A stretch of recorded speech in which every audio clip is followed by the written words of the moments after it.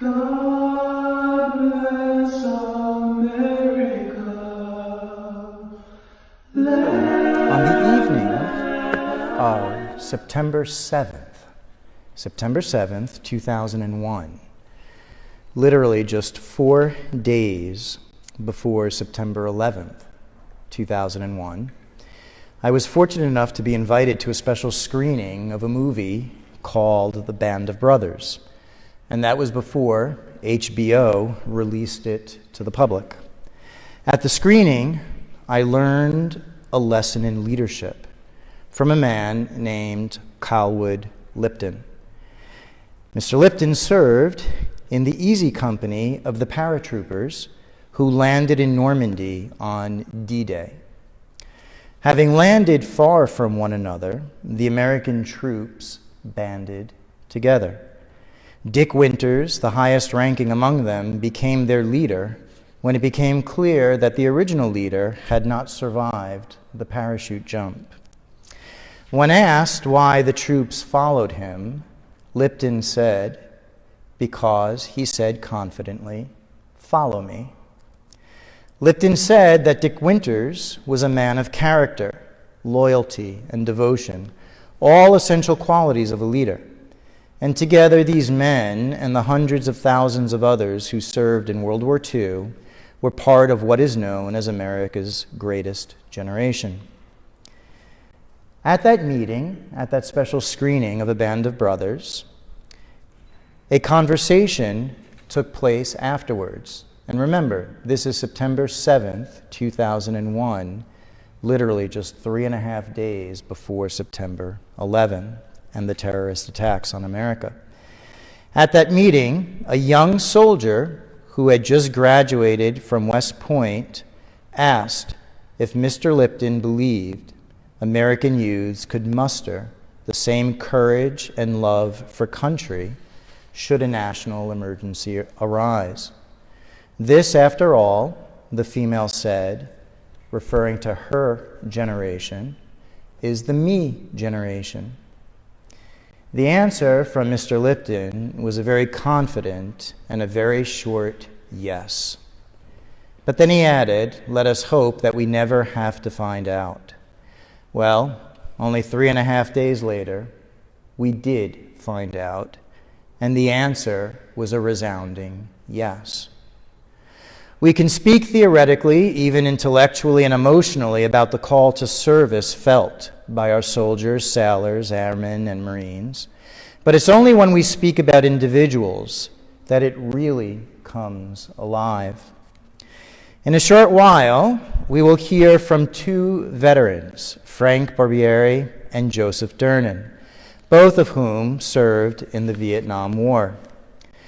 But before we hear from them, let me describe one heroic young man who served in another war, the Iraq War of 2002, Marine Sergeant Willie Copeland III. When his platoon was ambushed in an attack by insurgents in Iraq, Marine Sergeant Willie Copeland led 5 Marines out of the heaviest fire. He found cover and fought off the enemy in close combat. And when his commanding officer fell wounded, Copeland used his own body to shield the officer as he administered first aid.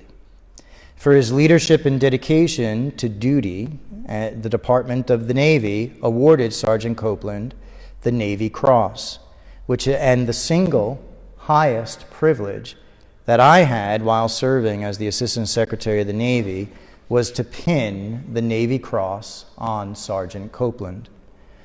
After the ceremony, Sergeant Copeland said that he was embarrassed by all the attention and explained that he was only doing what every Marine would do. He added, "Nothing is natural about running into bullets. It's more important for me to make sure my men are okay."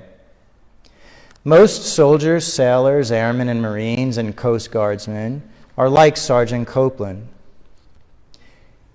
They don't have to give their lives, but in the event they are called to, they do, willingly.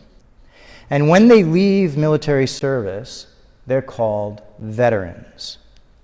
Now, in 1938, the United States established November 11th as Armistice Day as a way to say thank you to the veterans of World War I. And in 1954, the name was changed to Veterans Day, when we pause and thank and celebrate our veterans of all wars. The word veteran was first used as a sign of distinction for retired military in 1509 in Great Britain, and it derives from the Latin root word veteranus, which in turn comes from the root word vetus, which means aged, old, experienced. Experience is the trademark of a veteran, and wisdom, courage, and charity are his or her virtues. The veteran knows through experience the training and discipline required to defend a nation and to keep the peace, and that it is his character that permits him to face the horrors of war. Today, we're fortunate to have two veterans who will speak with us. Again, both served in the Vietnam War. The first is a dear friend of my family, Frank Barbieri, and I'll read just a little bit about Mr. Barbieri's life. He was born in the Bronx, a long-term Westchester County resident, and attended Catholic schools, elementary and high schools, and then Manhattan College in 1965. And during college, he participated in the Air Force Reserve Officer Training Program, ROTC, and upon graduation was commissioned as a second lieutenant in the United States Air Force. And from 1966 to 1971, he served in Missouri and Norway as a supply operations officer, achieving the rank of captain. And both his Air Force assignments, he was tasked with several additional duties, a routine practice in that organization. After separating from the Air Force in 1971, and having been previously licensed in 1966 as a New York State real estate broker, he embarked upon a real estate career with the United States government. First, for a short-term period, as a realty specialist and staff appraiser with the Veterans Administration, and followed by 27 years as a realty management specialist with the United States Postal Service, serving in the New York metropolitan and Caribbean areas. Retiring in 2001 from federal real estate service, he was self-employed at his full-service real estate office, 187 Realty Corp., which is located in the Belmont area of the Bronx. In his local community, he has served for 34 years as a volunteer fireman and is an active member and past commander of his local American Legion post, where he is currently a post chaplain. He is actively involved in local church activities, and he and his wife Diana are the parents of 3 sons, one of whom I know very well, and have 5 grandchildren as well. So it's my privilege to introduce first Frank Barbieri and then Joseph Durnin. Very good.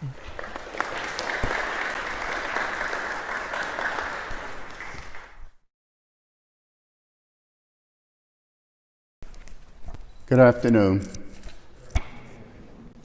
First, I'd like to thank Richard Greco for this opportunity to participate in this Veterans Assembly. It's quite an honor for me to be here and to be able to talk to you about Veterans Day, a little about myself, and we're going to discuss some other significant veterans that have come across our paths in the past years. Before I start, what I'm going to do is just give you just a little bit of background about Veterans Day that we celebrate today, its history and its beginning. The first Veterans Day, Veterans Day was established based on an armistice to the end of the Great War, World War I, and the armistice was signed to become effective at the 11th hour of the 11th day of the 11th month in 1918. The war itself was ended on June 28, 1919, when the Treaty of Versailles was signed, bringing a formal end to the war. But the armistice occurred 7 months earlier. In 1919, in the fall of 1919, President Woodrow Wilson designated November 11th as Armistice Day, the first Armistice Day, to pay tribute to the veterans who died during World War I. That's the history of Veterans Day. So it goes back over 100 years now. In 1938, as Richard indicated, it became a legal holiday in the United States, celebrated on November 11th. And of course, at that time, it was still being called Armistice Day. In 1954, after we had endured the trials of World War II and the Korean War, it was decided that the name would be changed to Veterans Day, and it was changed to honor the soldiers who died in all wars up to that point. Again, World War I, World War II, the Korean War. And then in 1968, there was a law passed in the United States that tried to bring together holidays into 3-day weekends. And Veterans Day became one of 4 holidays, federal holidays, that was tied into a weekend to be celebrated on the 4th Monday in each October.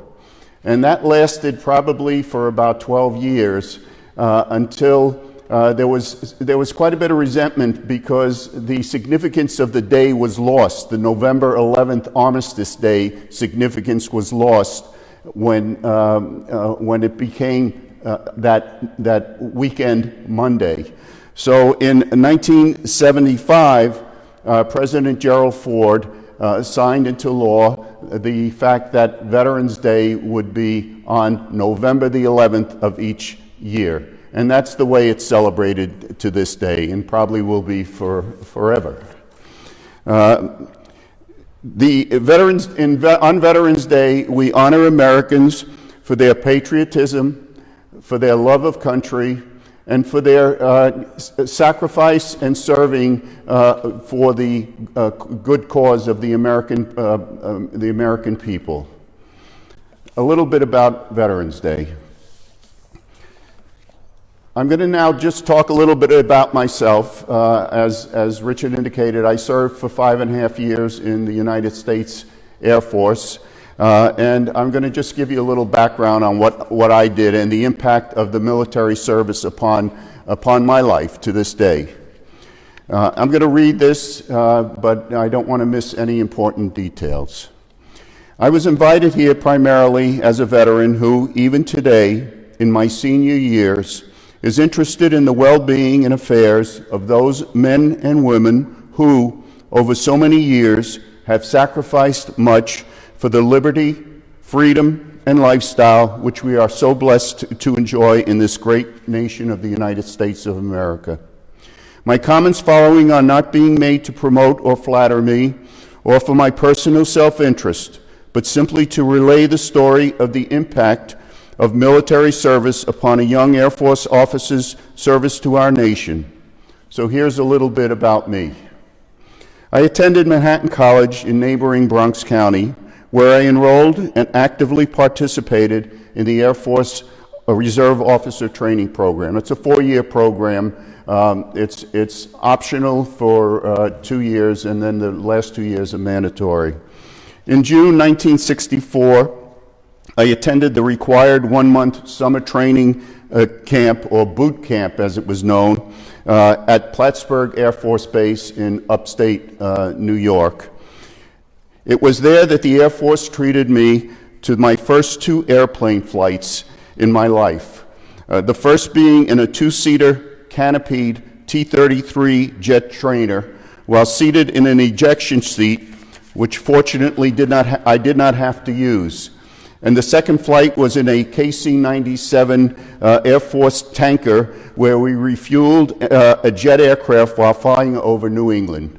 These were both interesting and exciting experiences for me during this somewhat hectic summer training. The boot camp was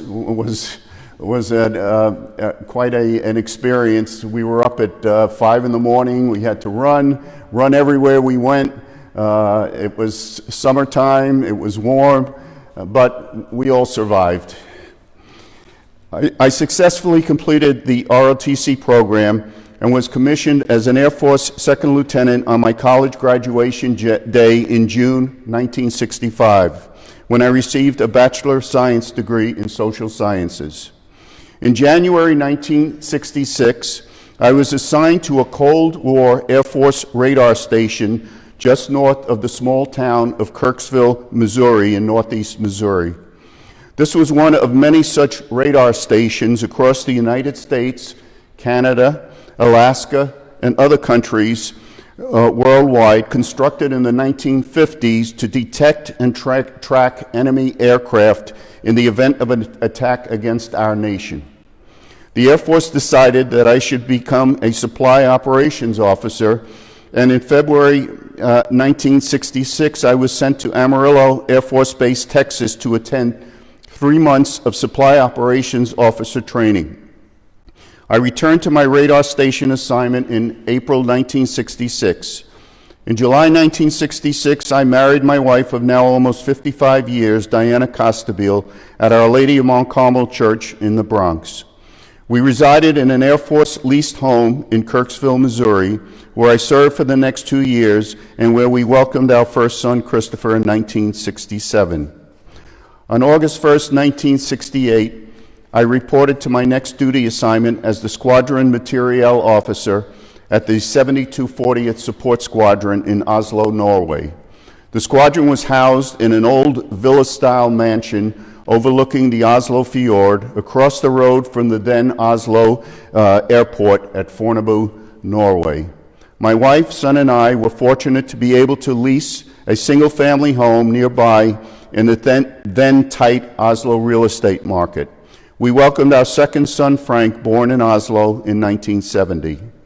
I served a rewarding and fulfilling 3-year assignment there, supporting U.S. military, State Department personnel, and Department of Defense school teachers in Norway and other countries in Scandinavia.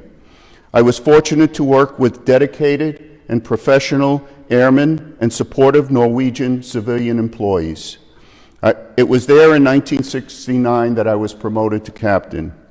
In both my Air Force assignments, I was tasked with many additional duties, which was commonplace at many Air Force installations. For example, at Kirksville, Missouri, I was assigned officer positions in transportation, food service, commissary, exchange, and casualty assistance.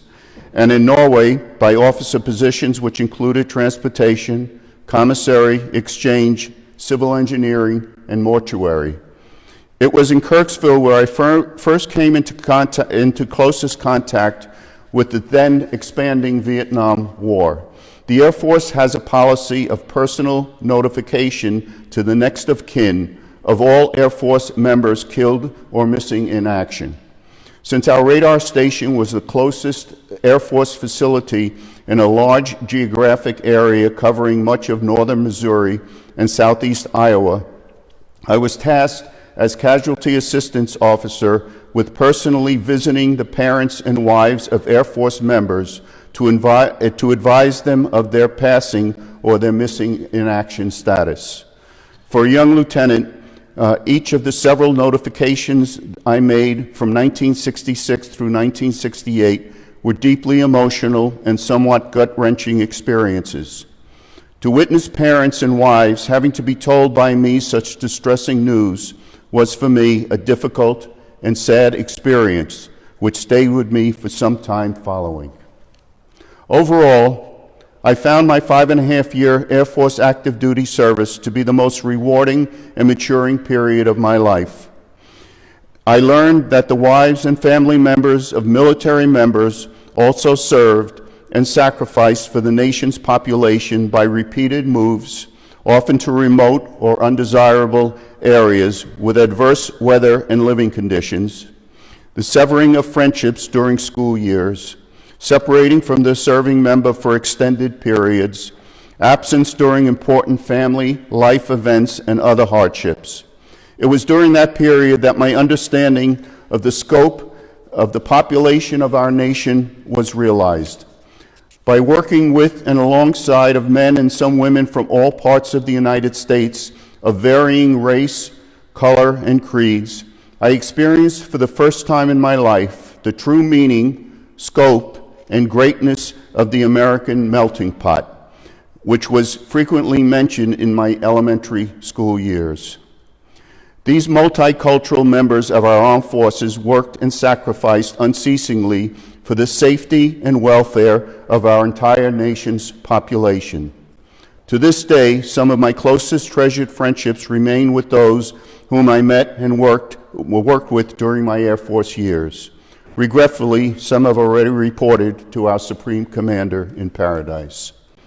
After separating from the Air Force in August 1971, I embarked upon a career with the federal government, working for a short period as a real estate specialist with the Veterans Administration, and then as a realty management specialist with the United States Postal Service for the remainder of my federal career. During this period, I resided in Pelham Manor, New York, when my third son Thomas was born in 1978. I retired from federal employment in 2001 and have been employed as a New York State real estate broker since that date. One of the organizations that has kept me in touch with our great veterans since my federal retirement is the American Legion, of which I wear their uniform. This organization is the nation's largest veterans service organization aimed at advocating patriotism across the United States through diverse programs and member benefits directed toward continued devotion to our fellow service members and veterans. The American Legion was chartered and incorporated by Congress in 1919, following World War I. I am currently co-chaplain and served as a past commander of Post 50. As I conclude my prepared comments this afternoon, I implore you to consider the history and plight of so many of our nation's brave and noble veterans who, in addition to sacrificing their lives, continue to sacrifice their limbs, mental faculties, vision, hearing, and other serious physical and mental infirmities so that you can have this opportunity to pursue your educational pursuits in this fine institution and enjoy each day the freedom that is inherent in our great nation. I thank you very much for, again, this opportunity to speak to you. Well, thank you very much, Frank, Mr. Barbieri. And as you spoke, I could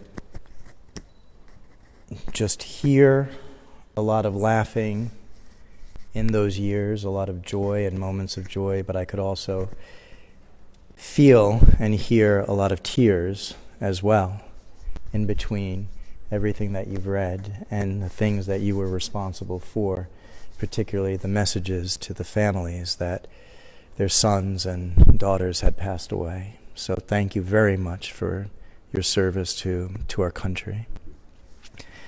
So now it's a privilege to introduce Joseph Durnin, another veteran of the Vietnam War. So raised in Pelham, he graduated from Iona Prep and Iona College. And whereas many people during the Vietnam War were drafted into the Vietnam War, meaning they had no choice, Mr. Durnin volunteered for the Vietnam War and military service. And after basic training, he attended intelligence school, Japanese language school at the State Department, the School of Languages there, and served with an intelligence unit in Japan for 18 months. So he joined the American Legion after his return and served as commander for 2 years. And he was elected for 4 terms as trustee of the village of Pelham and 7 terms as mayor of the village of Pelham, retiring from politics after 21 years. He is also active in his community, serving as a master of ceremonies for the town of Pelham Memorial Day Parade and the September 11th ceremonies, and as a founding member of the Danny Fund, which is a not-for-profit organization that assists area families who have a child suffering from catastrophic illness or injury. And so now it's my privilege to introduce Mr. Durnin.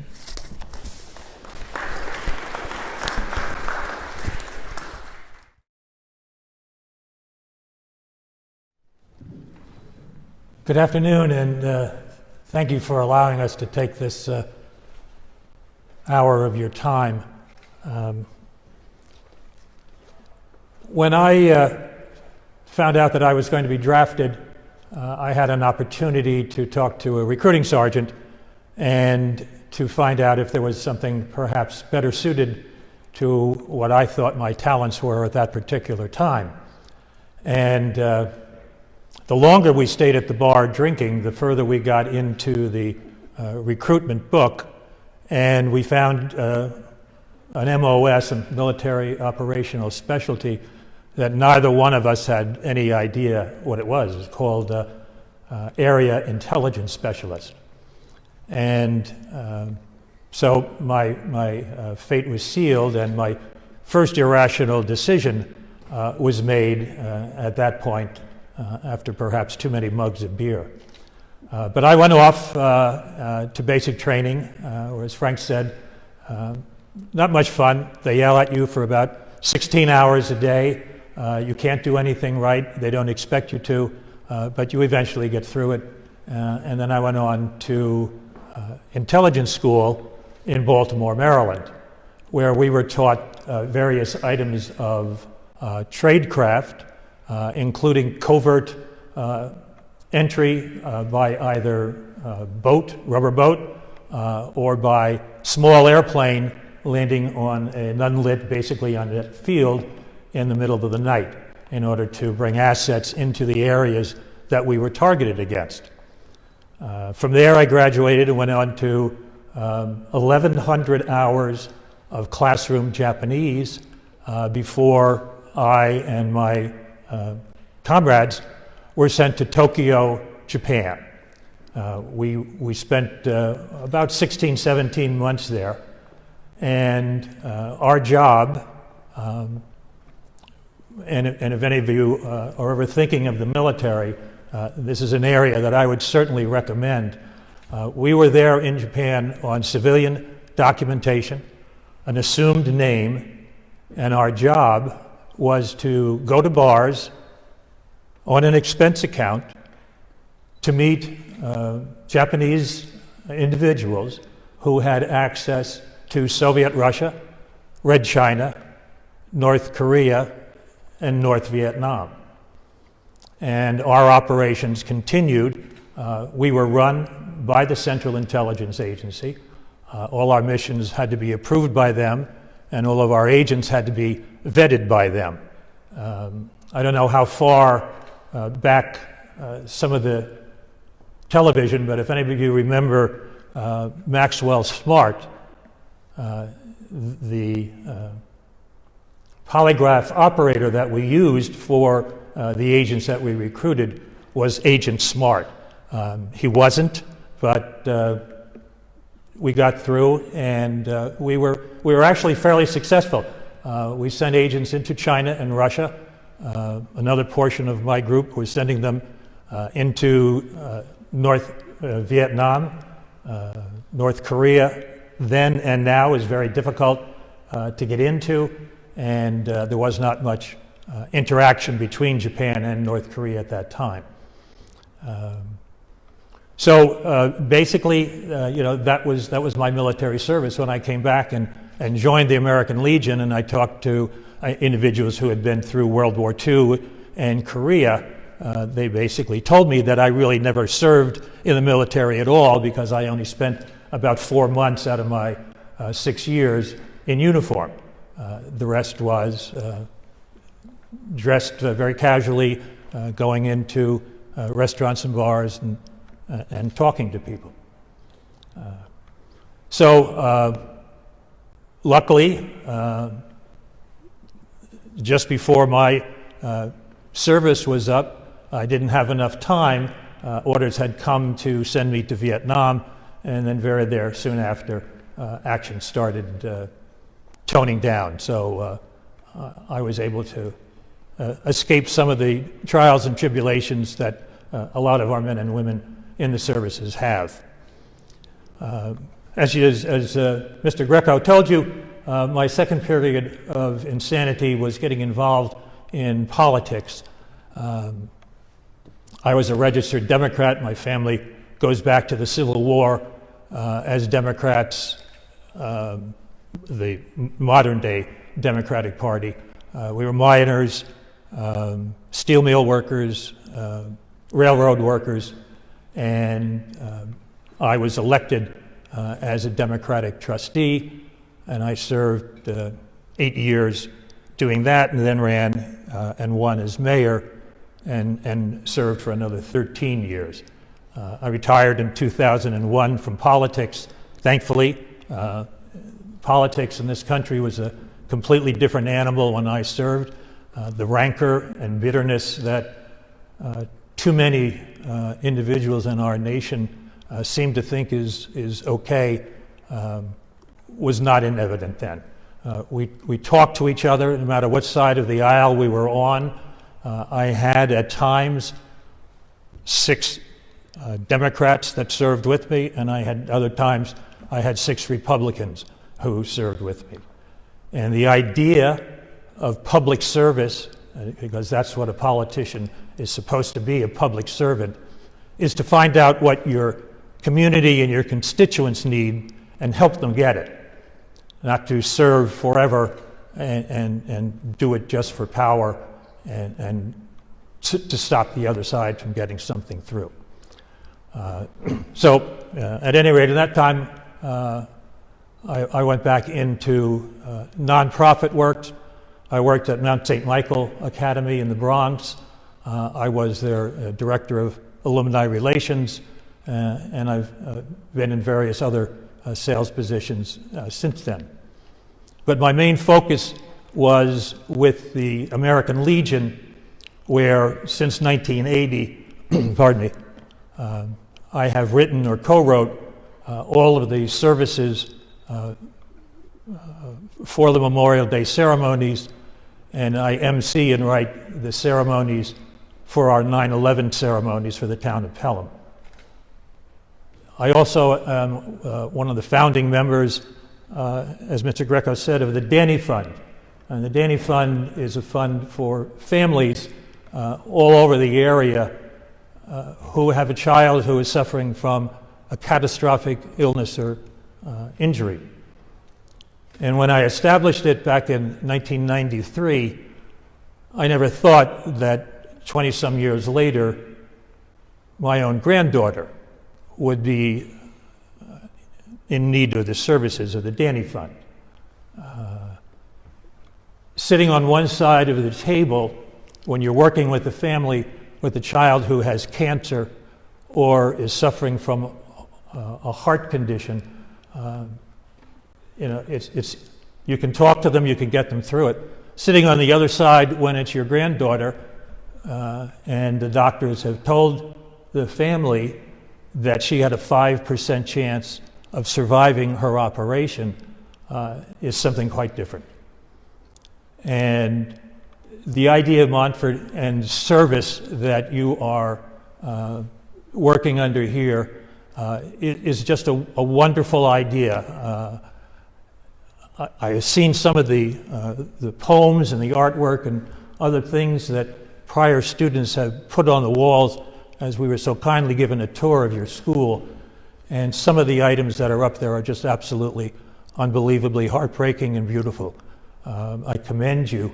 And as Frank said, if any of you are ever considering a career in the military, I want to talk to you about our newest member of Post 50, Lieutenant Colonel Jennifer Mondito. She stands about this tall. She is a Black Hawk driver, both assault helicopters and troop carriers. She has won more commendations than probably anybody else in the history of our post, including air medals and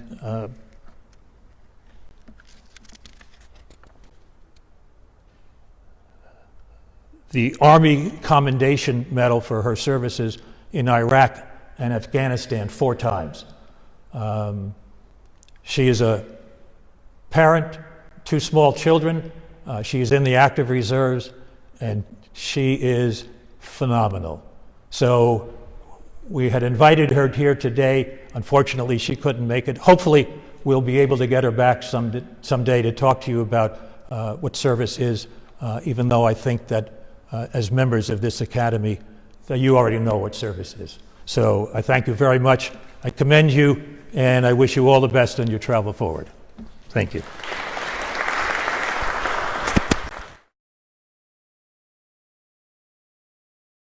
Well, Mr. Durnin, thank you too for your service. And even though you said that out of your years of military service you were in uniform just for 4 months or so, certainly does not mean that your job was any less dangerous.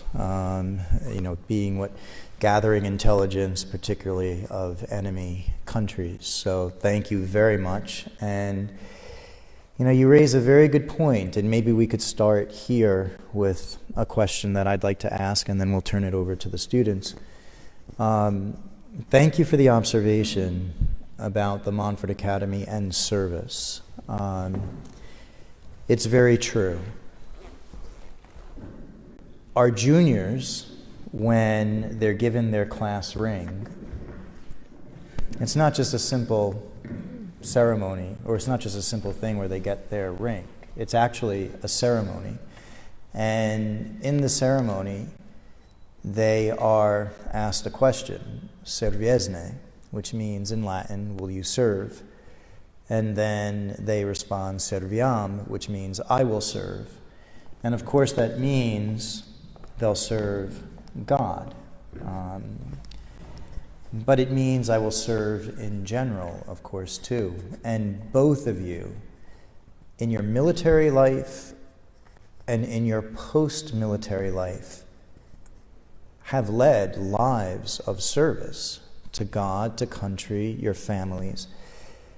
And so the question that I have for the young people here, too, is in the face of alternatives, because of course everyone has choices, right? We all have alternatives to choose to pursue one direction or another direction.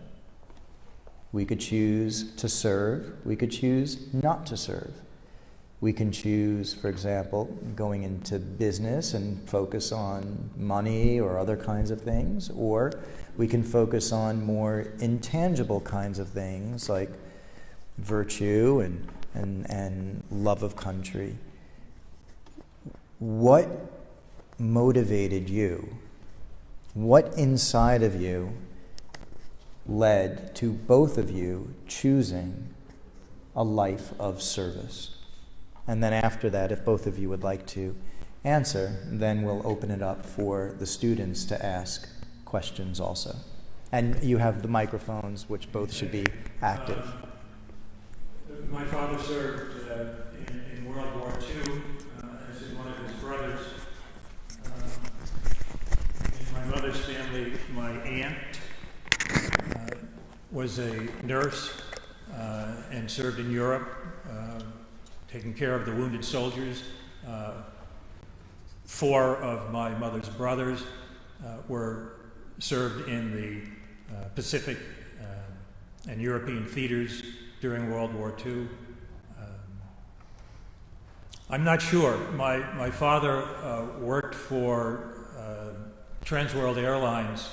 He was a Navy pilot during the war, and he traveled the world extensively afterwards as part of his job. And he was sometimes rarely home. Actually, for 3 of his children, he was overseas when we were born. And my mother was at that time, it was, you stayed home if you were a wife and a mother, you took care of the family. And so I'm not sure. Maybe it was, I was always a little bit of a rebel growing up. I didn't toe the line exactly. The nuns in my elementary school can attest to the number of welts I got from their correction. And I think once I decided that I wanted to serve rather than be drafted, and I don't think that even those who joined to go to Vietnam, I don't think there were very many men who wanted to go to Vietnam. It was the first war that was covered on television. It was a dirty and brutal war, and so I wanted to find out if there was a difference to it. And perhaps because of the items and things that I were associated with, I became more confident in myself, more confident in public speaking. And that was a fear that I had for many years, standing in front of a group of people and talking to them. But all of the friends that I had then coming back after the war, when I got involved in the Legion and I got involved in politics, were in groups that wanted to do things that helped Pelham, and I just naturally gravitated to it. When I was in office as mayor, I received a call that the child of a good friend of ours had just been diagnosed with cancer. It was one of the worst storms of the decade, and nothing was open. The roads were closed. And I was able, because of my position, to call my chief of police, who called Pelham Manor and New York City precincts and the plows, and got a plow to take us from New Rochelle Hospital, where the boy was at the time, to Sloan Kettering. And knowing that you can do something, that having the ability to have something like that coalesce gives you the feeling that you can do anything. And so you try. There was a lot of failures along the way, but we are now in our 27th year of helping families. We've raised well over $20 million in assisting a family. Because what happens when a child is sick, either the mother or the father stays home because you're in the hospital for so many months of the year in that first year. Naturally, that paycheck disappears.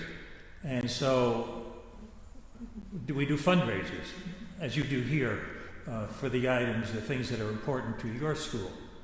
And we pay their rent, or we pay their phone bill, or we pay their hospital co-pays and parking and all the things that insurance doesn't cover. And we've helped probably in that time 100 to 200 families. And the feeling you get in helping somebody makes you feel better than they do. And that's what brought me into all of my things.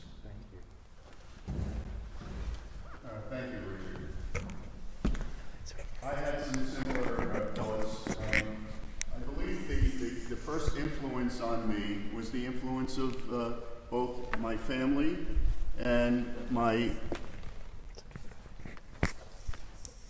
I believe the initial influences were the influences of my family and my education, particularly my Catholic education. I had several uncles who were military members who served during World War II and during the Korean War. And one was particularly close to me. He's my godfather. He served during both Korea and World War II, and Subsequently, he went to work for the State Department as a Foreign Service security officer.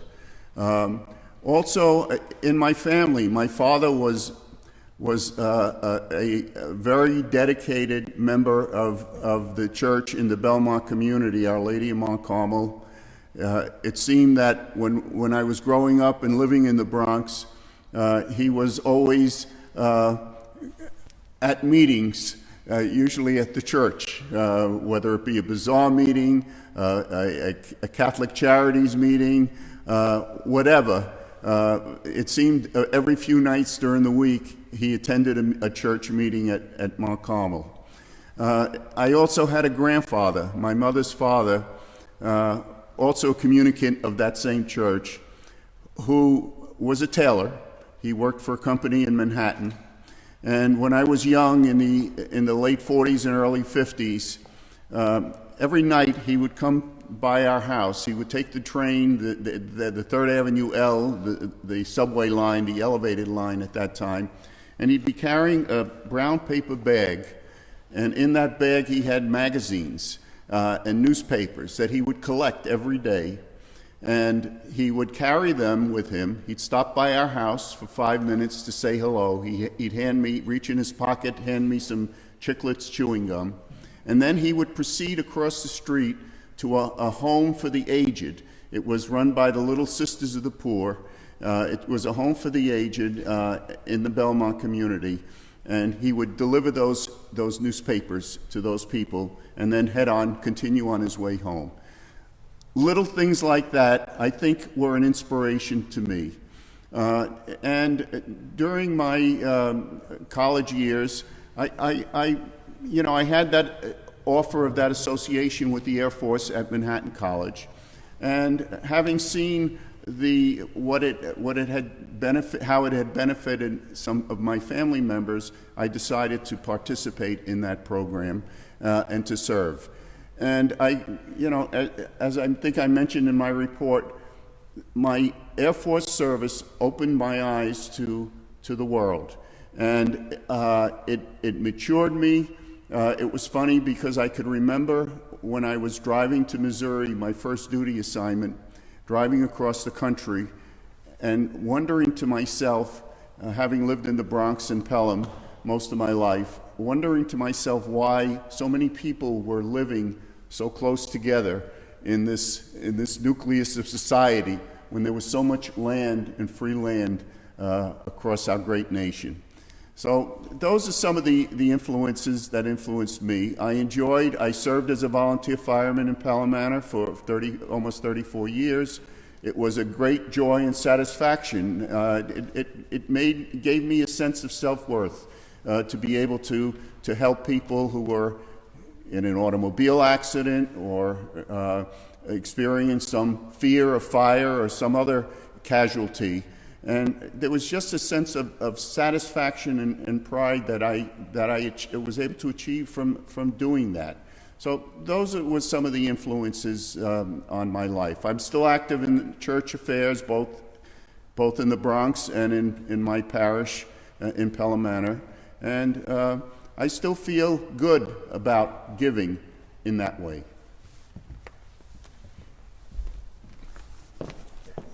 Oh, one other thing. Yeah. I just want to say this. I want to thank Nicole for the excellent tour that he gave us. I'm quite impressed with the courses that you take here at this school. We were on the rooftop with the astronomical equipment.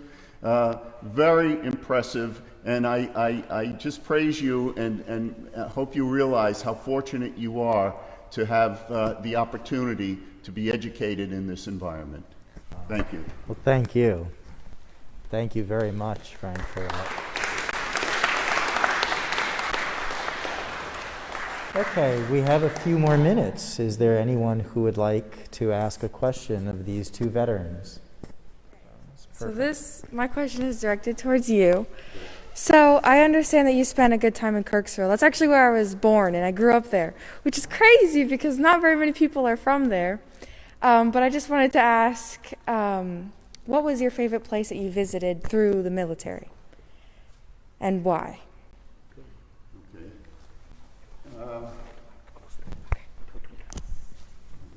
Sorry about this. Yeah, I'll hold it. Yeah. That's What was my favorite place I visited in the military? Of course, as you know, Kirksville is a town of, at that time, there were 13,000 people, and except when the students were there, and then it would go up to about 20,000 people. It was a small town. Quite frankly, it took a bit of an adjustment. I don't know if the Manhattan restaurant was open when you lived there, but it was near the theater, and it was a restaurant run by a former New Yorker, and it was one of the few restaurants in town that had a counter. So before I was married, the first 6 months there, or the first 4 months there, excluding the school time, I would often go there for dinner, because at the radar station, while I could eat there, dinner was served at 4:30 in the afternoon, and that was off schedule because they had shift workers. They worked 24 hours a day. I enjoyed the Midwest. After we got acclimated to it, my wife herself, we were married. We lived there 2 years. When we drove away from Kirksville, she actually had tears in her eyes. She got to like it so much. Can I ask you what you were doing there? Was your parents students there, or? Both my parents worked there. My dad was he taught at Truman, and my mom was the social worker at Truman University. Okay. At that time, it was known as Northeast Missouri State Teachers College. But in any case, and as far as Norway, I had wonderful experience both driving through Norway, the scenery, the countryside, and we had also opportunities while I was there to visit family in Italy. My wife had never been to Italy, and she had a good part of her family living in the south of Italy. Her father was born in Italy, and he was the only one from his family who came to the United States. So she had many cousins, aunts, and uncles, and we were able to go down, and she was able to meet them for the first time. And that was an exciting experience. And of course, Italy is a country unto itself. It's beautiful, the food is great, the people are nice, and I enjoyed those opportunities also. Other than that, I would occasionally have to go to Germany on business, and that was an opportunity. And that's pretty much how I can answer your question. But it's nice to meet you. Yeah. Were you born there? Yeah, I was. Were you born in KOH or Grim-Smith? Grim-Smith. That's where my son was born, in wow. Grim-Smith Hospital, That's crazy. which no longer exists, but Got shut down. the Air Force had contract with the doctors at Grim-Smith. Yeah. They were our physicians if we needed emergency care. So my son was born in Grim-Smith Hospital. Well, nice to meet you. What is your name? My name is Cielo. Cielo? Yeah. Nice to meet you, Cielo. Nice to meet you too. Thanks. Well, what a beautiful coincidence. Yes, Maya. I actually just wanted to ask you if, since you had to gather intelligence and stuff like that, was there ever a moment where maybe you said the wrong word or something happened and you just had to get out of there? Was there ever times where something just went wrong with it? There was one time we were on an operation in downtown Tokyo, and we had set up counter surveillance as is required, and we realized that we were being surveilled by an undercover section of the Japanese police. And so first thing you could do is the mission is over, and we had all had our plans beforehand. You separate immediately, and you get on a train going wherever, and then as soon as the first station comes, you get off and you get a note of the train going in a different direction. That was about it. I'm sure that the Japanese government knew that we were there, and that as long as we kept in moderation of what we were doing, we were allowed to continue. There's not many people, as I said, we were in civilian documentation, civilian cover, civilian clothing. My hair was longer than it is now. I tried to get the haircut beforehand to look like I belonged as a veteran, but and so they, you don't spend that much time in a small community without them knowing. There was another time that there was a police action in one of the small villages that we were in, and once they saw our car and the license plate, they knew who we were, and they just wanted us to get out of there as quickly as possible, which we obliged them with. Okay, thank you. I was just curious about it because they always play up stuff like that in movies. I'm guessing this is totally. I didn't have a 00 number, so I didn't get that until many years later. I just wanted to be sure. Thank you. Thank you.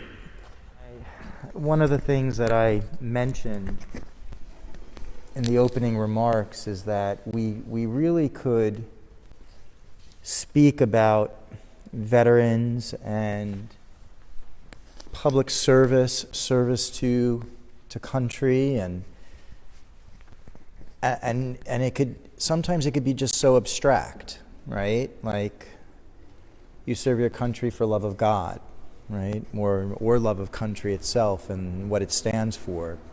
And sometimes it remains so abstract. It's somebody else that does that, but it's not somebody else that does that. It's these men here who do that. And I think that we have to remember that everyone who serves, and every veteran, of course, they serve our country. They have an entire story before that service, motivation for that service. And in the case of these two men, but it's not just these two men, it's a very predominant feature and characteristic of those who serve our country in uniform, that service does not end once they take that uniform off. And so on this Veterans Day, it's not today, of course, it's the 11th, but we commemorate it here during our convivium. When you see veterans, of course, always thank them for their service. That phrase, that sense of gratitude, never gets old or means anything less. It's a very real sense of gratitude and expression of gratitude that you give, because that service is real, comes with a lot of sacrifice and a lot of love as well. So I'd like us to thank them, Mr. Barbieri and Mr. Durnin, for spending this time with us and sharing their lives with us. Thank you.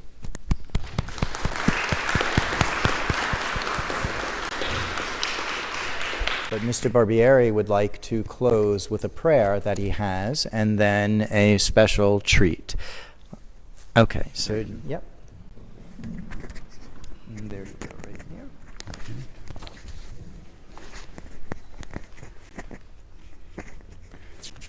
Let us pray. God of all nations, you are our strength and shield. We give you thanks today for the devotion and courage of all those who have offered military service for this country, for those who have fought for freedom, for those who have laid down their lives for others, for those who have borne suffering of mind or of body, for those who have brought their best gifts to times of need. In your mercy and love, we thank you for their lives. On our behalf, many have entered into danger, endured separation from those they love, labored long hours, and borne hardships in war and in peacetime. God, in your mercy and love, we thank you for their lives. We ask today that you would lift up by your Spirit those who are now at war. Encourage and heal those in hospitals or mending their wounds at home. Guard those in any need or trouble. Hold safely in your hands all military families and bring the returning troops to joyful reunion and tranquil life at home. Give us grateful hearts and a united will to honor these men and women and hold them always in our love and in our prayers until the world is perfected in peace and all war ceases. Amen. I'm going to ask you now to do something, and we're going to exercise our vocal cords. I would ask you to join me and Joseph and Mr. Greco in ending this assembly by singing God Bless America. I will start. If you want to follow along, feel free to do so. God bless America, land that I love. Stand beside her and guide her through the night with the light from above. From the mountains to the prairies, to the oceans white with foam. God bless America, my home, sweet home. God bless America, my home, sweet home. Thank you very much all. It's been a pleasure being with you today.